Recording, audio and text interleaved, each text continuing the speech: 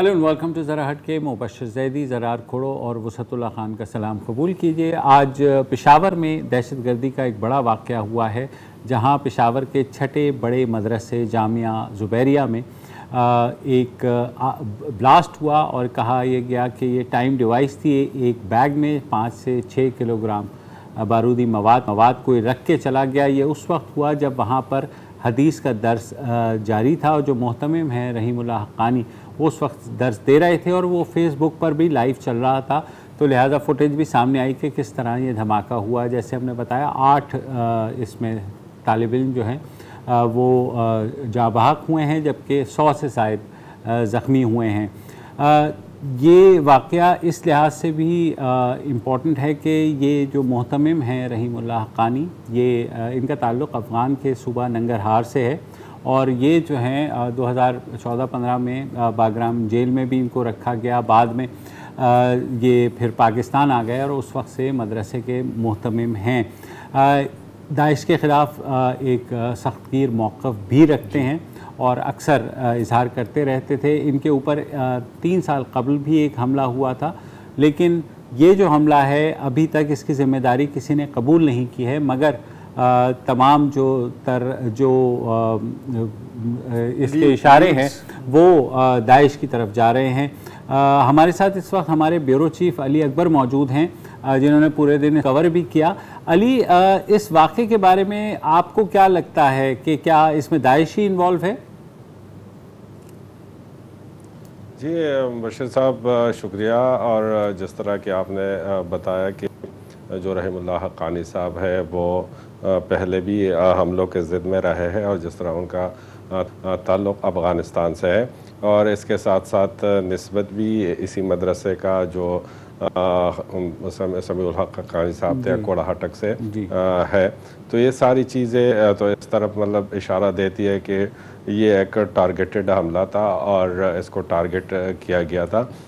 ताहम नुकसान जो है उसमें 8 जो तालिब इल्म थे वो जाँ बहक हुए और 100 से ज़ायद ज़ख्मी हुए। जहाँ तक दाइश की बात है तो अमूमन जब इस तरह के वाक़यात पेशावर के अंदर होते हैं या खैबर पख्तूनख्वा के अंदर होते हैं तो पेशावर में हमने ये देखा हुआ है कि तहक़ीक़ात जब की जाती है और 4-5-6 घंटे के अंदर जो है एक मौक़िफ़ भी आ जाता है और अमूमन इस तरह के वाक़यात जब होते हैं तो कोई ना कोई तंजीम ज़िम्मेदारी लेती है। ताहम इसमें अब तक जो है किसी ने ज़िम्मेदारी कबूल नहीं की है और जो कलअदम तंजीम है तालिबान की तो उन्होंने भी इससे माज़रत की है। अब तक हम सिक्योरिटी फोर्सेस से भी राब्तों में रहे और पुलिस से भी राब्तों में रहे। इस हवाले से कहीं पे कोई पेशरफ जो है वो सामने नहीं आई है कि प्लानिंग कहाँ की गई है इसकी। जो अमूमन इस तरह के हमलों के बाद जो है मीडिया को ब्रीफिंग दी जाती है, सोर्सेस से ख़बरें जो है वो रिलीज़ की जाती है, तो इसमें ना मनसूबाबंदी का पता चला, ना इसमें जो है सहूलतकारों का पता चला और ना प्लानिंग की एग्जीक्यूशन का पता चला। तो रात गए तक हम यही सोच रहे थे कि इस सिक्योरिटी एजेंसीज़ और जो पुलिस है तो उनकी तहकीकात डिफरेंट हो गई है या कुछ उनके हाथ लगा नहीं है। तो इस हवाले से हमें थोड़ा सा मार्जिन ये देना चाहिए कि आज ही धमाका हुआ है और आज ही हमें एक्सपेक्ट नहीं करना चाहिए कि लीड्स भी मिल जाएंगी और मास्टरमाइंड का ही पता चल जाएगा और कौन सा रूट ये है। जाहिर है कि वक्त लगता है और आर्मी पब्लिक स्कूल का आपको पता है कि उसमें तो साल से ज़्यादा लग गया था ये सारी चीज़ें जमा करने में। हैविंग सेड दैट, ये जो है बहुत अरसे बाद इस नौयत का पेशावर में कोई कार्रवाई हुई है, तो आपको ख़दशा है कि इसका ताल्लुक़ जो है अफ़गान पीस प्रोसेस में जो मुख्तलिफ ग्रुप्स के दरमियान जो एक इंटरनल लड़ाई है उससे हो सकता है? बिल्कुल वसत साहब, सही आपने अंदाज़ा लगाया हुआ है, क्योंकि इनका जो ताल्लुक़ है जिस तरीके से ये हक्कानी साहब जो कि यहाँ के मोहतमिम है उसका ताल्लुक़ अफ़गानिस्तान से है और दूसरा ये कि ये भी हमें मालूमात है कि इस मदरसे में ज़्यादातर जो तालिब इल्म हैं उनका ताल्लुक़ भी अफ़गानिस्तान से है और इसी मदरसे का निस्बत भी जो है अफ़गान तालिबान और जो हक्कानिया मदरसा है उससे रहा है। तो यकीनन उसी तरफ इशारे जाते हैं और अब जो हम देख रहे हैं कि इसका जो रिएक्शन है वो क्या आएगा आया वहाँ से कोई मतलब मुज़ाकरात जो जारी है तो उस पर इसके कोई असरात मुरतब होंगे और कोई रिएक्शन इस पे आएगा, तो यही जो है चीज़ें देखने की है। ठीक है अली अकबर, किसी तरीके से आज मैं सुन रहा था खैबर पख्तूनख्वा के जो पुलिस चीफ हैं सनाउल्लाह अब्बासी, उन्होंने कहा, और ये जारी भी एक थ्रेट अलर्ट हुआ था गुज़िश्ता हफ्ते कि पेशावर में मदारिस को निशाना बनाया जा सकता है, तो उन्होंने फ़िलहाल तो कहा कि क्या वो एक अमूमी थ्रेट था, ज़ाहिर है तमाम मदारिस को सिक्योरिटी नहीं फराहम की जा सकती। इस पर्टिकुलर मदरसे में जैसे कहा जा रहा है कि छठा बड़ा मदरसा है, 1200 तालिब इल्म यहाँ पढ़ते हैं, उसके अलावा साथी 60 के करीब हैं, तो ज़ाहिर है बड़ा मदरसा है, तो उसकी सिक्योरिटी के कोई इंतज़ाम थे या ये दीर कॉलोनी जहाँ वाक़ है वहाँ पुलिस कह रही है कि वहाँ ख़ासी तादाद में अफ़गानी भी आते हैं, वहाँ ऑपरेशंस भी माजी में होते रहे हैं, तो यहाँ सिक्योरिटी क्यों नहीं थी, या अगर थी तो कितनी या इनकी अपनी थी सिक्योरिटी, अपनी मकामी मदरसे वालों की या जो वहाँ लोग आबाद हैं उनकी थी? जी जी जी जी जी बख्श साहब, यहाँ पे बड़े बड़े वाक़यात हुए। 2014 में आर्मी पब्लिक स्कूल का हुआ, फिर उसके बाद जो है चारसद्दा का हुआ, और आप लोगों ने देखा कि उसके बाद जो है सिक्योरिटी जो है काफ़ी बेहतर की गई सरकारी तौर पर भी, और प्राइवेट जो स्कूल और मदरसे थे तो उन्होंने भी सिक्योरिटी बढ़ाई थी। ताहम गुज़िश्ता जो है 1.5-2 साल से एक ईज़ी माहौल लग रहा है और सिक्योरिटी इदारे पुलिस भी काफ़ी ईजी हो गई है।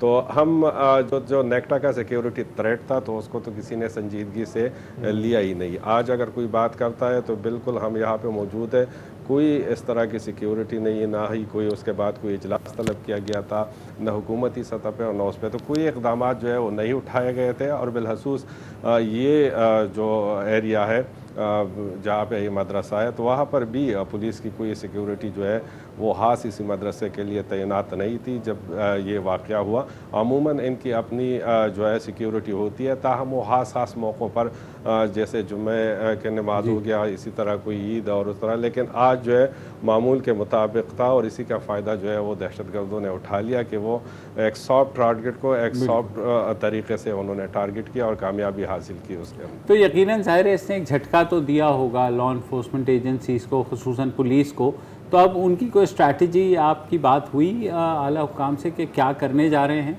जी, हमारी बात हुई आई साहब से भी है और इसके अलावा दीगर भी जो सिक्योरिटी हुकाम है उनसे भी हुई है। उनका यही कहना है कि एक थ्रेट जो है वो तो मौजूद है।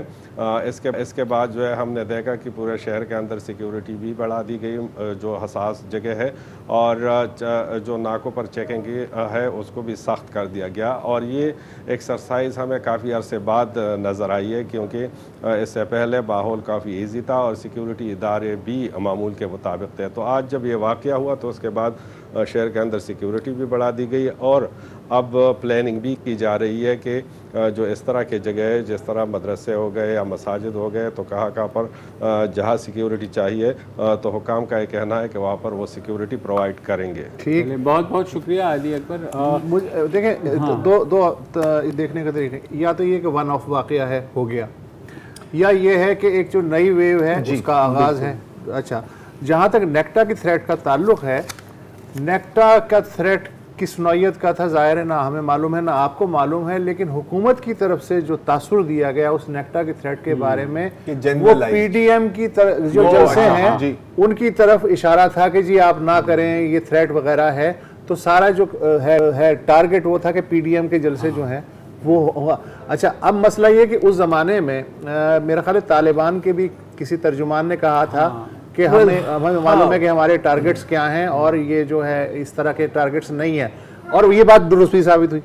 लेकिन इसमें जाहिर है कि जरूरी नहीं कि तालिबान अगेन मुझे तो ज्यादा लग रहा है कि अगेन, और कोई रॉकेट साइंस नहीं है, ये अफगान पीस प्रोसेस का स्पिल ओवर है। ठीक है, मुझे तो लाइकली यही लग रहा है, और अगर ऐसा ही है तो फिर जिस लेवल की आप दहशतगर्दी देखेंगे वो शायद इस तरह की इंटरनेसीन टारगेटेड किस्म की, so it's a beginning of new wave, क्योंकि टू एन एक्सटेंट। देखिए पिछले महीने नौशहरा में भी और मर्दान में भी 2 वाक़यात हुए थे, जिसमें एक में 5 अफराद जाबाक हुए थे और एक में 4 अफराद जाबाक, जिसमें 2 बेटियां और एक बाप भी था। तो लग रहा था कि कहीं ना कहीं दोबारा आ रही है, जैसे कोयटा में भी हज़ारगंजी का ब्लास्ट हुआ था जिस दिन पीडीएम का जलसा, तो इसका मतलब है कि एक हम पैटर्न देख रहे हैं कि दोबारा से एक इमर्जिंग पैटर्न है। और जैसे जैसे अब ये पीस प्रोसेस का सिलसिला आगे बढ़ेगा तो जाहिर है आपको नज़र आएंगे कि ऐसे कोशिशें होंगी कि दहशतगर्द हमले किए जाए। तो ज़रूरी है, जैसे अली अकबर कह रहे थे कि एकदम लैक्स हो जाते हैं हम कि जनाब आप कोई क्योंकि वो नहीं है तो लिहाजा ख़त्म हो गया तो आप चौकियाँ भी हटा दें और आप तो ये सोचने की बात है। अच्छा, कुछ हमलों का ताल्लुक पीस प्रोसेस से होगा, बाकियों का ताल्लुक अपने टारगेट से होगा। हर किसी के अपने अपने टारगेट। ये भी होता है, लेकिन आपको पता है ना कि जब एक वेव चलती है तो उस वेव के आड़ में अब बहुत और चीजें भी कवर हो जाती हैं। आई मीन जैसे अगर आप जिस जमाने में कराची में टारगेट किलिंग की लहर चलती थी, बहुत लोग अपनी दुश्मनियां भी उसमें निभा लेते थे। तो और यहाँ भी अक्सर हमने ऐसा देखा है। लोकल ग्रुप जाहिर है इस केस में तो क्योंकि रहीम खानी साहब के ऊपर पहले भी हमला हो चुका है, इसका मतलब है कि ये जो है और क्योंकि वो काफी आउटस्पोकन है देश के बारे में। मुझे उम्मीद है कि ये वन ऑफ केस हो, वेव ना हो। लेट्स सी, इंशाल्लाह वक्फा ले ले।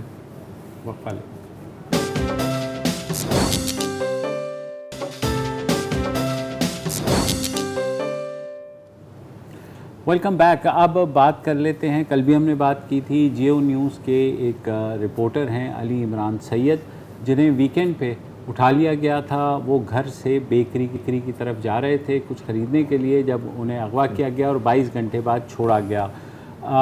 वो ट्रॉमेटाइज थे खासे, जो है वो इस पोजीशन में नहीं थे कि बयान दें। आज उन्होंने पुलिस को बहरहाल अपना बयान रिकॉर्ड करवाया है और जो इस्लामाबाद से तहकीकाती टीम आई है उसको भी शायद कल वो या परसों अपना बयान रिकॉर्ड करा देंगे। अपने बयान में उन्होंने जो कहा है वो ये है कि वो बेकरी की तरफ जा रहे थे कि किसी ने उन्होंने पीछे से उनके मुंह पे कपड़ा डाला और जिसमें कोई बेहोशी की दवा भी थी, जिसकी वजह से वो गुनूदगी के आलम में चले गए। उन्होंने कहा कि उन्हें मुबहम सा याद है कि उन्हें गाड़ी में बिठा करके पहले कुछ मार्केट्स के चक्कर लगाए गए वहीं पे और फिर एक जगह ले जाया गया जहां उनसे कुछ सवालात पूछे गए, मगर क्योंकि वो गनूदगी के आलम में थे तो उन्हें पता नहीं है। फिर एक जगह ले जाया गया जहां उनको फिर पूरी रात रखा गया। सुबह दोबारा उनसे पूछताछ की गई मगर वो इस पोजीशन में नहीं थे बकौल उनके, जो उन्होंने बयान दिया है। और उसके बाद जो है उनको कराची के करीब जो सुपर हाईवे और नेशनल हाईवे की एक लिंक रोड है वहाँ छोड़ दिया गया और वहाँ से उनका कहना है कि वो लिफ्ट लेकर के अपनी वालदा के घर पहुँचे। तो सहाफ़ी के अगवा के ऊपर जो बयानात आते हैं, एक गालिबन मतीउल्लाह जान को छोड़कर मेरे ख्याल में ज़्यादातर इसी तरह के। अच्छा, मैं ये बयानात पता है बचपन से सुन रहा हूँ। हमें डर आता था घर में कि घर से बाहर ज़्यादा नहीं निकलो। 5-6 साल हमारी उम्र थी, क्यों नहीं निकलो, बहू आ जाएगा, नहीं खरकार आएगा, वो बेहोश कर देगा रुमाल सुंघा के और ले जाएगा और लूला लंगड़ा बना के फिर भीख मंगवाएगा या खरकारी करवाएगा।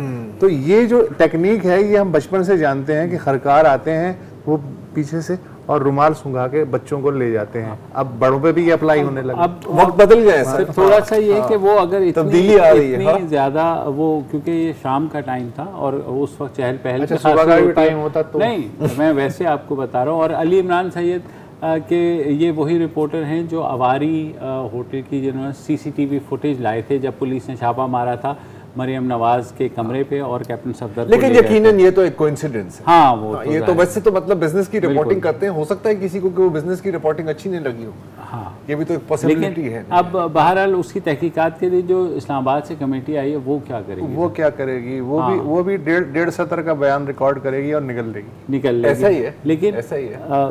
इसका मतलब है कि बस मामला सर नहीं, इसका मतलब है कि मामला तो खुला है। अभी तो गेम है, अभी तो 200 गवाह आएंगे। इसका मतलब है मामला भी बेहोश नहीं। अभी तो यूएन की इन्वेस्टिगेशन टीम आएगी जी, मामला भी बेहोश है और ज्यादा सवाल ना ही पूछे तो बेहतर है। लेकिन जाहिर है पूछ ही नहीं रहा हम तो नहीं, मतलब मामले के बारे में आपकी मैं बात नहीं कर रहा। आप क्यों सवाल, आपने कभी सवाल पूछे नहीं? ये थे मुबशिर भोले के ख्याल।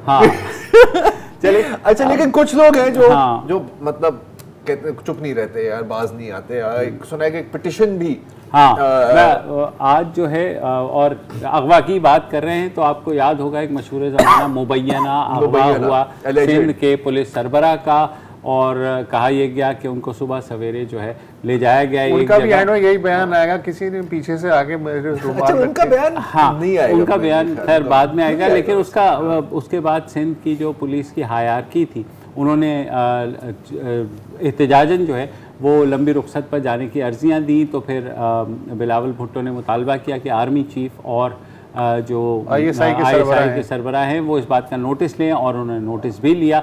वो जो इंक्वायरी है वो अभी चल रही है और हमें बताया गया कि 10 से 15 दिन लगेंगे इस इंक्वायरी में, जो कि फिर आएगी। एक सिंध की अपनी मिनिस्ट्रियल इंक्वायरी, ये वो इंक्वायरियां होती हैं जो शुरू होने से पहले ही मंतकी नतीजे पे पहुंच जाती हैं। अच्छा, सिंध की ओपन कंक्लूजन में होती है। सिंध की जो मिनिस्ट्रियल इंक्वायरी कमेटी है वो 2 इजलास तो कर चुकी है, जिसमें लूडो खेलने के अलावा मेरा नहीं ख्याल कि उन्होंने कुछ तीसरे में सांप और सीढ़ी होगा। हाँ, सांप, एग्जैक्टली, लेकिन हिम्मत नहीं होगी भारत।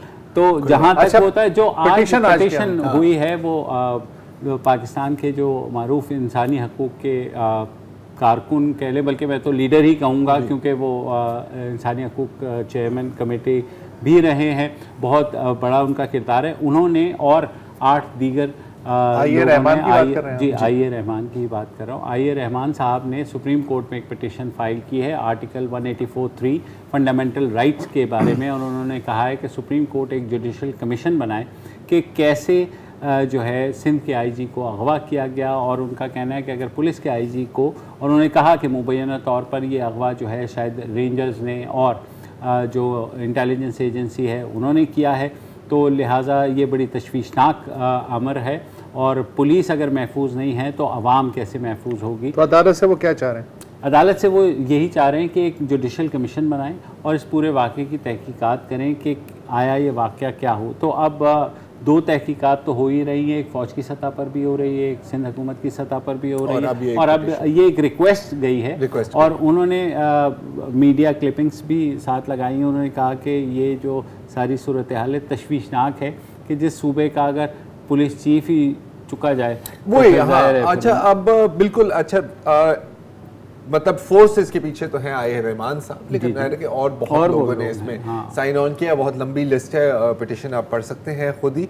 अच्छा, बहुत लोग कहेंगे यार तो क्या हुआ, हाँ डाल दी आपने, रिक्वेस्ट डाल दी। अहम होता है क्योंकि चीजें ऑन रिकॉर्ड पर आती हैं। अच्छा, मैं ही वो बंदा हूँ जो मतलब कुछ देर पहले शायद आपको कहता कि यार तो क्या हुआ, लेकिन धीरे धीरे बंदे को समझ आती है कि यार नहीं, ये चीजें भी जरूरी होती हैं, और ये जरूरी इसलिए होती हैं कि कम से कम आपको वहां से कोई जवाब तो मिलेगा ना। वो शायद कहें कि भाई आपकी तो इसमें कोई स्टैंडिंग नहीं है, हालांकि as members of the public 100% standing है, और वो सारी चीजें इसके अंदर लिखी हुई है। ये भी हो सकता है कि कोई कमीशन बना दे, या ये नहीं हो सकता है। आई एम सेइंग कि वर्स्ट केस सिनेरियो में भी अगर हम मिनिमम की देखें, मैक्सिमम तो होगा कि कमीशन बना दी, नहीं भी बनाई तो कम से कम आपने एक चीज रिकॉर्ड पर आप लाए हैं। दूसरी बात है कि आप देखें कि बार काउंसिल्स का भी एक प्रेशर आया है। Sindh high court, Sindh bar association, Pakistan bar council, Balochistan bar council, Peshawar जो है Peshawar high court bar association ने, सब ने इस पे अपने जो है स्टेटमेंट्स दिए और कहा है कि इसकी तहकीकात होनी चाहिए। मसला अब यह है कि पहली कोई तहकीकात का कोई रिज़ल्ट आ जाए, क्योंकि डायरेक्टली अगर आर्मी चीफ जनरल कमर बाजवा ने बिलावल भुट्टो के साथ ये वादा किया है कि वो इसकी इंक्वायरी करके चीज़ें सामने लेकर के आएंगे, तो होपफुली वहीं से ही अगर कोई चीज़ सामने आ जाती है तो बाकी इंक्वायरीज हैं। मेरा ख्याल है कि लॉजिकली कोर्ट शायद यही कहे एग्जैक्टली, 2 इंक्वायरीज तो अभी चल रही हैं। आई डोंट नो कोर्ट का तो अभी जाहिर है ये तो एक फाइल हुई है ना, अभी तो कोर्ट ने इसको एडमिट नहीं किया है फॉर हियरिंग, तो अब देखते हैं, हो सकता है उससे पहले ही रिपोर्ट आ जाए। हाँ, ये जो 2 कमेटियां बनी हैं उनकी एग्जैक्टली लेकिन जिस तरह हुआ है, और ये इसलिए भी ज़रूरी है जो आपने बात की थी कि रिकॉर्ड की हद तक और ज़रूरी है, मगर जो सिंध पुलिस के अंदर जो बेचैनी फैली थी उसके लिए बहुत ज़रूरी है कि चीज़ें सामने आएँ, वरना 10 दिन सामने भी आए और हश अब सूरत हाल में सामने ना आए, क्लियर और ट्रांसपेरेंट तरीके से सामने आए। हाँ। और यह है कि इसका माखिज़ वही है कि उनसे ये कहा गया था कि कैप्टन सफदर के ख़िलाफ़ जो है आपने FIR दर्ज करवानी है, क्योंकि वो नहीं कर रहे थे। तो ये सारी सूरत खासी चीज़ें टुकड़ों की सूरत में तो सामने आ गई हैं, मगर कहीं ना कहीं या तो कमीशन या कोई कमेटी या फिर फौज खुद चीज़ों को सामने लाएगी।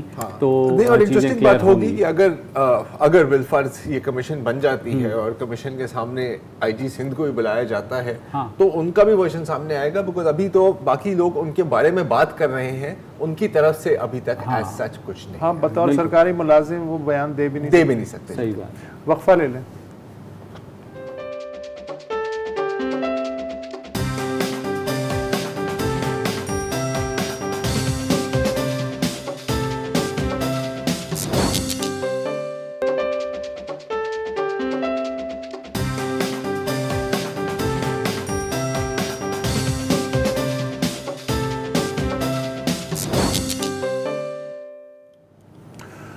Welcome back. आज से 77 बरस पहले 27 अक्टूबर 1947 को श्रीनगर एयरपोर्ट पे भारतीय फ़ौज उतरनी शुरू हुई। वो दिन और आज का दिन फ़ौज में इजाफा ही होता रहा, कभी वापस जाने का उन्होंने सोचा नहीं है। इस दिन को यानी आज के दिन को उनको कश्मीरी रिवायती तौर पे यौम सियाह के तौर पे मनाते हैं। पाकिस्तान ने भी आज यौम सियाह सरकारी तौर पे मनाने का ऐलान किया है। वैसे पाकिस्तान का अपना जो यौम सियाह है वो 5 फरवरी हर साल होता है, जो यौम कश्मीर के तौर पे मनाया जाता है। और आज ही हुकूमत भारत ने भी इस तारीख़ को यादगार बनाने की कोशिश की है और उन्होंने जो मुल्क का मिल्कियत अराज़ी का कानून है उसमें ख़ासी अहम तब्दीली की है, जिसके तहत आज के बाद से कोई भी भारतीय शहरी मकबूजा जम्मू कश्मीर और लद्दाख में ज़मीन ख़रीद सकेगा। अब तक सिर्फ कश्मीरियों को ही इमलाक ख़रीदने और बेचने का हक़ था। गुज़िश्ता बरस 5 अगस्त को भारतीय आइन के आर्टिकल 370 और आर्टिकल 35(1) को कलअदम करार देने के बाद जो जम्मू और कश्मीर रीऑर्गेनाइजेशन एक्ट लागू किया गया, उसके तहत ये तरमीम की गई है। साबिक़ वज़ीर आला उमर अब्दुल्ला ने अपने ट्वीट में कहा है कि आज के बाद से कश्मीर बाकायदा बराए फ़रोख्त है और इसका सबसे बड़ा खमियाजा यहाँ के छोटे और गरीब काश्तकार और ज़िम्मेदार भुगतेंगे। इससे पहले कुछ महीने पहले मार्च में भी एक अहम पेशरफ्त हुई थी, जब डोमिसाइल के जो क़वानीन हैं उसमें भारतीय हुकूमत ने तरमीम की थी। इसके तहत 35(a) के तहत सिर्फ उन कश्मीरियों को हक़ था शहरियत का जो कि वहाँ नस्ल दर नस्ल रह रहे हैं। कोई भी आउटसाइडर वहाँ की शहरियत नहीं ले सकता था। लेकिन तरमीम के बाद जो डोमिसाइल क़वानीन है उसके तहत हर वो भारतीय शहरी जो 15 साल मकबूजा कश्मीर में गुजार चुका हो और उसके बच्चे रियासती शहरियत हासिल करने के अहल होंगे। मकामी लोग जो 1927 के शहरी कानून के तहत पहले से वादी में नस्ल दर नस्ल आबाद हैं, उन्हें भी अब इस नए कानून के तहत असर नौ शहरियत के लिए दरख्वास्त देनी होगी और बतौर सबूत 1927 के कवानीन के तहत जो दस्तावेज़ात उनके पास ख़ानदानी तौर पर मौजूद हैं वो जमा कराना होगा। इसका मतलब ये है कि वो जो ओरिजिनल दस्तावेज़ात हैं वो हुकूमत भारत के अहलकार रख लेंगे और अगर कल कलां ये कानून मनसूख होता है तो जो बिहार और यूपी से आने वाला भारतीय बाशिंदा है और जम्मू कश्मीर में नस्ल दर नस्ल सैकड़ों सालों से आबाद जो कश्मीरी है वो एक पेज पे होंगे शहरियत के कानून के अच्छा, इसके साथ 2 और चीजें आप ऐड कर दें। एक जो सिर्फ जो एक एक्सेप्शन है इसमें वो है ज़राई ज़मीन पर, लेकिन उसका भी तोड़ निकाल दिया है और वो ये है कि हुकूमत आपको ऑथराइजेशन दे सकती है और जाहिर है कि अगर हुकूमत का सगा है तो उसको यूं ऑथराइजेशन मिलेगी। दूसरी चीज की एक नई बॉडी बनी है Jammu and Kashmir industrial development corporation, जिसके तहत अगर कॉरपोरेशन जमीन नहीं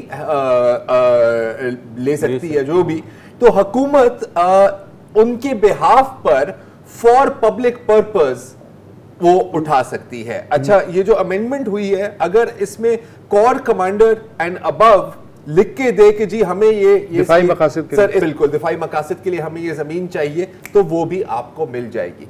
सबसे जो अफसोसनाक बात है कि ये जो स्ट्रैटेजी है ना, मुझे लगता है ये कामयाब होगी। दिस इज ये इजरायली तर्ज पर सेटलर कॉलोनियल एजेंडा है। इनकी टाइमिंग आप देखें, इनको पता है कि पूरा मुल्क इनके साथ है। हिंदुत्व लॉबी का तो ये मतलब दिहाइयों से ही इनका एजेंडा था, जो अब वो मतलब कैरी आउट कर रहे हैं, इंप्लीमेंट कर रहे हैं। इनको पता है कि एक ही मुल्क है पाकिस्तान जो थोड़ा बहुत शोर मचा सकता है, और शोर मचाने के आगे कुछ नहीं आप कर सकते। सीधी सीधी बात है, क्या करोगे? तो कश्मीरियों के पास अब क्या है ऑप्शन कि या क्या सर हर एक बंदा बंदूक उठाए, जो भी सेटलर आए उसको गोली मारे? अगर ऐसा करोगे भी अच्छा, एक तो वो ग्रुप है जो बंदूक उठाने वाला है कि जी उसके बगैर कश्मीर की आज़ादी मुमकिन नहीं है। लेकिन जो भारत नवाज तंजीमें हैं ग्रेजुअली, जैसे महबूबा मुफ्ती है, अभी 2 हफ्ते पहले उन्हें रिहा किया गया, उससे पहले फारूक अब्दुल्ला और उनके जो वालिद हैं डॉक्टर अब्दुल्ला, उन्हें रिहा किया गया। तो अभी 14 अक्टूबर को डॉक्टर फारूक अब्दुल्ला की रिहाइश गाह पे कश्मीर की जो 6 सरकर्दा जमातें हैं लोकल, जो एक दूसरे को 1 साल पहले तक देख नहीं सकती थी, उन सब ने एक अलायंस किया है, गोपकर डिक्लेरेशन। उसके तहत सब ने ये वादा किया है कि वो तब तक इस अलायंस में रहेंगे जब तक जम्मू और कश्मीर की जो खुसूसी आइनी हैसियत और शनाख्त उसके तहफ़्फ़ुज़ की जो जिद्दोजहद है वो समर आ नहीं होती। तो अब कोई वहाँ भारत नवाज तंजीम उस तरह से नहीं है, बल्कि अब ये बयान, 2 बयानात बड़े अहम हैं। एक तो फारूक अब्दुल्ला की तरफ से कि जी हम अब इस नतीजे पे पहुँचे हैं कि भारत हो या चीन हम पे कब्ज़ा कर ले, हमें अब इससे कोई मतलब नहीं है, हमें कोई फ़र्क नहीं पड़ता। दूसरे महबूबा मुफ्ती ने कहा है कि मैं अगर कश्मीर का इंडिपेंडेंट झंडा नहीं लहरा सकती तो मैं अब भारत का झंडा भी नहीं पकड़ूंगी। तो इस लेवल पे भारत नवाज तंजीमें भी आ गई। चलिए देखते हैं, वक्फा ले लें।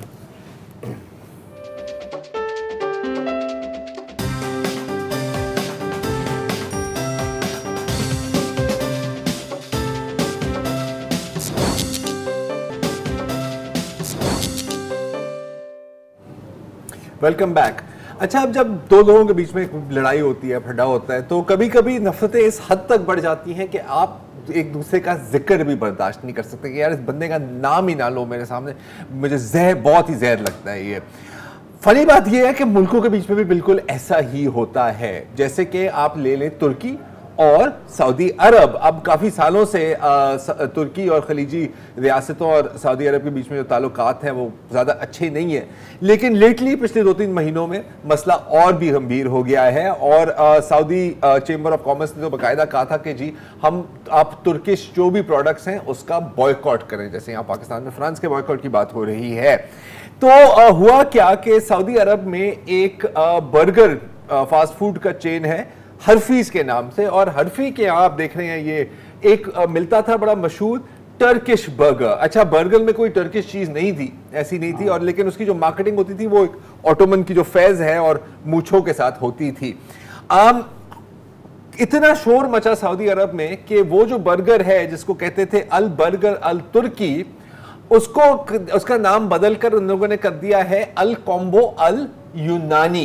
अच्छा, इसको कहते हैं इंसल्ट टू इंजरी, क्योंकि आपको पता है तुर्की और यूनान के बीच में जो ताल्लुकात है। पाकिस्तान बर्गर नाम है, उसका नाम इंडियन बर्गर, उसका आपने इंडियन बर्गर रख दिया। अच्छा, जायका वो सबको बता रहे हैं, वो बंद को भी आता है, कहता है यार मैं तुर्की बर्गर क्या गया, उसने कहा यार एक ही बात है, थोड़ा सस्ता है, लेकिन नाम बदल दिया, आप ये खा लो। अच्छा, अब ये कोई नई बात नहीं है। 2003 में जब इराक पर हमला होने वाला था तो आपको याद है कि अमेरिका पूरी दुनिया में घूम रहा था कि यार आप हमें सपोर्ट करें, आप हमें सपोर्ट करें। अच्छा, ज़्यादातर मुल्कों ने सपोर्ट की भी, लेकिन उस वक्त फ्रांस ने कहा कि नहीं, हम हरगिज़ इस जंग को सपोर्ट नहीं करेंगे, ये गैर कानूनी है। तो अमेरिकन इतने तप गए कि वहां पर कांग्रेस के कैफेटेरिया में उन्होंने कहा कि यार अच्छा तुम लोग हमारी सपोर्ट नहीं करें, हालांकि दूसरी जंग अजीम में हमने तुम लोगों को बचाया था, आज से हम फ्रेंच फ्राइज नहीं खाएंगे, आज से हम फ्रेंच फ्राइज को, जरा वो पोस्टर भी दिखा दे, बड़ा मजेदार है, थैंक यू। फ्रेंच फ्राइज अब बन गई फ्रीडम फ्राइज, और ये बकायदा वहां पर रेस्टोरेंट्स में और कांग्रेस में फ्रीडम फ्राइज बिकने लग गई। और उसके साथ जाहिर है कि यहां सिर्फ फ्राइज तक बात नहीं रुकी, फ्रेंच टोस्ट को भी कुछ सालों के लिए फ्रीडम टोस्ट कर दिया, चीज एक ही है। अच्छा, जंग में ऐसा होता है, अगर आप समझ दें कि ये कोई बड़ी फनी सी बात है, तो पहली जंग अजीम में अमेरिका एक साइड पे था, इंग्लैंड अमेरिका और एक साइड पे थे, और जर्मनी दूसरी साइड पर था। तो आपने एक बीमारी का नाम सुना होगा ना, जर्मन मीजल्स, रूबेला। तो अमेरिका ने कहा कि यार नहीं यार, हमारे मुल्क में जर्मन बीमारी कैसे फैल सकती है, तो उसका नाम चेंज कर दिया, बताए किस चीज में, लिबर्टी मीजल्स, कि अब तुम्हें मीजल्स हो गए, जा बेटा तू आजाद हो गया है, वहां तुम्हें लिबर्टी मिल गई है। अच्छा, 2-3 और चीजें भी हुई हैं। अगर आप थोड़ा सा कुत्तों के बारे में जानते हो, मैं वो 4 टांगों वाले कुत्तों की बातें कर रहा हूं, तो आपने कभी सोचा होगा कि जो जर्मन शेपर्ड है और जो एल्सेशियन है तो एक ही चीज, लेकिन 2-2 नाम क्यों रखे हैं आपने यार? क्योंकि अगेन आपको पता है बड़ी फेमस ब्रीड है, हर जगह जर्मन शेपर्ड घूम रहे होते हैं। अगेन इसकी भी वजह आपको मिलेगी पहली जंग अजीम में, क्योंकि जर्मनी क्योंकि उनका मुखालिफ था, तो उन्होंने कहा कि यार ना हमें जर्मन कबूल है, ना हमें जर्मन कुत्ते कबूल है, तो जर्मन शेपर्ड का नाम चेंज कर दिया एल्सेशन। और एल्सेस एक सूबा था, फ्रेंच सूबा था, बिल्कुल जर्मनी के बॉर्डर पर, जिस पर जर्मन कब्जा करने की कोशिश, तो उसका नाम आपने चेंज करके ये कर दिया। अच्छा, जर्मन भी पीछे नहीं रह सकते थे इसमें, और जब इटली पहले इत्तेहादी था जर्मनी का, फिर जब इटली ने स्विच की साइड, तो उन्होंने कहा कि यार आज से कोई इटालियन सैलेड नहीं मिलेगा जर्मनी के रेस्टोरेंट में। कोई फर्क नहीं पड़ा, लेकिन थोड़ा सा दिल बहलाने के लिए। लेकिन मेरा जो फेवरेट एग्जांपल है वो है, आई थिंक 17वीं सदी, फ्रेंच रेवोल्यूशन कब थी? ऐसे 18वीं सदी में फ्रेंच रेवोल्यूशन हुई, और वहां आपको पता है कि बादशाह और जो क्वीन थी मैरी एंटोनेट, उनका सर तन से जुदा कर दिया। तो उन्होंने कहा कि इनका कहीं नामो निशान नहीं होना चाहिए। तो फिर एक दिन कोई बंदा ताश खेल रहा था, और आपको पता है कि ताश में बादशाह भी होता है, ताश में रानी भी होती है। उन्होंने कहा यार ये तो कबूल नहीं हो सकता हमें। तो वहां पर उन लोगों ने बाकायदा प्लेइंग कार्ड्स को भी चेंज करके, जो उनकी जो कमिटी थी या उनकी जो पार्लियामेंट के मेंबर्स थे, ये आप देख रहे हैं, ये उनके नाम रख दिए। लेकिन ये कोई 6 महीने साल ही चला, और फिर वही गेम वापस आ गई। तो आई मीन इस तरह के मेरे पता कोई 10-15 और भी हैं, लेकिन किसी और दिन मौके तो बहुत मिलते ही रहते हैं। आज के लिए इतना ही जी, इजाजत दीजिए, खुदा हाफिज़।